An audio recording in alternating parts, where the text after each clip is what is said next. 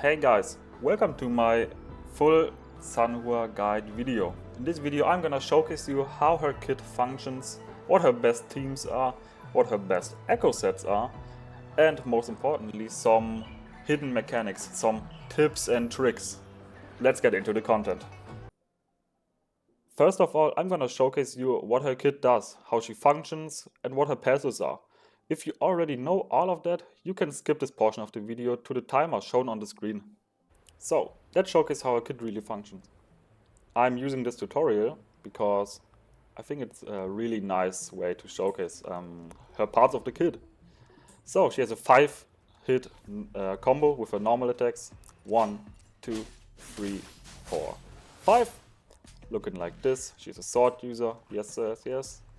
And you can hold down your normal attack button to enter this charge attack. It will look like this. I will show it again. It will look like this. I know I'm not doing the mission on the screen. Now this one says burst. What they mean with that is, look at the bottom of my screen. Above the HP bar, you see this little bar. This is her circuit skill.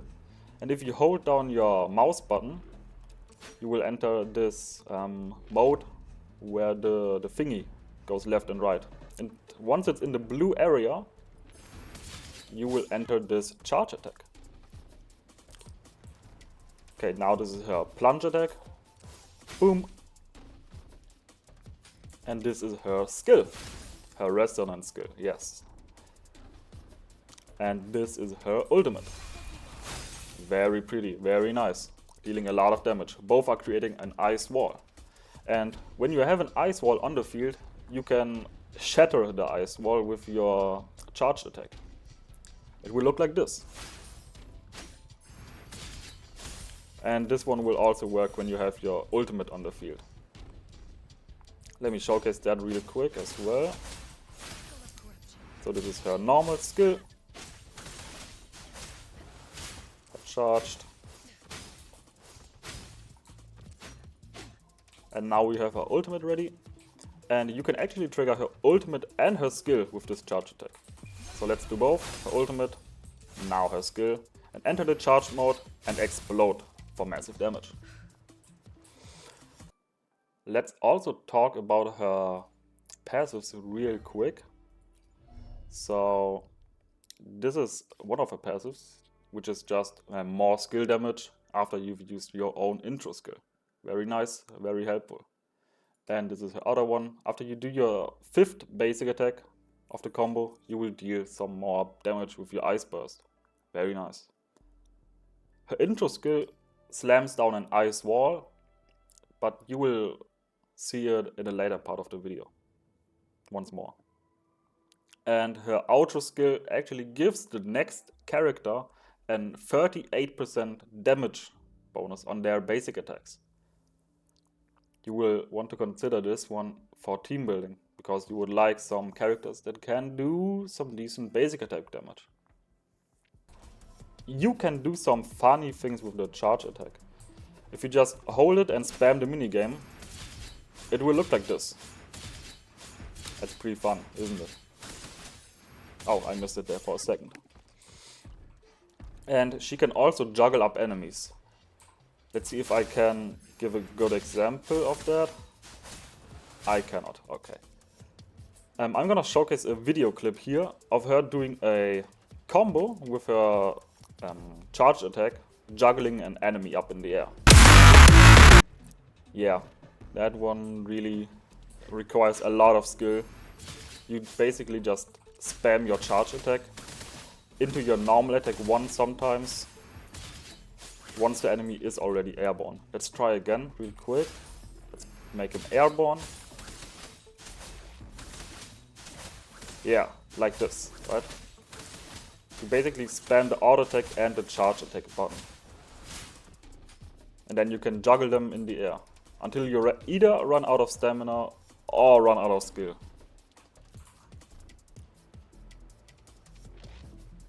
Another fun thing to do is, if you're in your plunge attack, you can hold down your mouse button to already enter the minigame mode with your circuit skill. And of course, you will also be able to trigger the ice wall with that. doing plunging damage and shatter damage. If you hold down your mouse button and then enter the skill mode, you will be able to trigger the skill faster. This will do it a little bit faster than if you just were to press your skill and then enter the charged mode. There's another fun thing with the skill, and that is that you are going airborne during the skill cast. And when you are airborne, you can dodge to do a fun little air dodge. It will look something like this. You will enter the charged plunge that I've just showcased and deal a lot of damage and look very cool doing that. It might help you in battle sometimes. This little air dodge into plunge into charged. Very nice. My favorite echo to use on Sanhua is this ice boss echo. It's called the Lampy Lumen Myriad, and there are some nice things you can do with it. So when you press it, you will jump 3 times, doing some ice damage and increasing your ice damage multiplier. And while you're in the air, you can dodge. So you press your dodge button to jump out of this echo to enter a plunge attack with Sanhua. And when you are doing the plunge attack, you can also do the skill already. So let me showcase that real quick. Let's create an ice wall. Let's use your echo, jump 3 times, jump out, enter plunge into charge attack. I hope this was pretty understandable. If not, I'm gonna showcase it one more time here once my echo cooldown is ready. So I will jump 3 times and then use my dodge in the air to jump out of this echo. 1, 2, dodge, plunge, charged.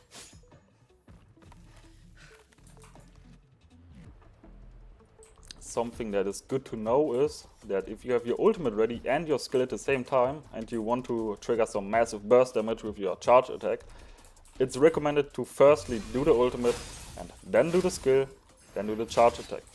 Why would this be smarter? Look at my energy. After I've done all of that, my energy is already almost up to half, because my skill generates me some energy. So look at my skill here and look at the energy of my ultimate. We are generating some energy. We are shattering it, we are generating even more energy. This is why you would like to press the ultimate before your skill. But there's also another reason to it, which is that you can... I've showcased this earlier in the video. While you are holding down your mouse button, you can already enter the skill mode. You cannot do that with the ultimate. So it results in an overall more clean experience playing her, if you ult first and then skill. For some more info on her kit, we need to go out of the tutorial because we will now need our teammates. This is called the baby team, by the way. The babysitter Sanhua with the 2 babies over here. And yeah, once we are in combat, we can actually showcase this intro skill real quick. We haven't done that yet. So let's just get our outro skill ready over here with Encore. And now we can do our little intro skill on Sanhua. And I will already hold down my mouse button when swapping into Sanhua. So I can trigger the ice wall it generates very quickly. It will look like this. Hold it and then press it. The next part of this guide will probably be the best bit of info I can give for now, which is a swap cancel attack. So this attack of hers, you can swap out of her mid-combat and she will still finish the skill.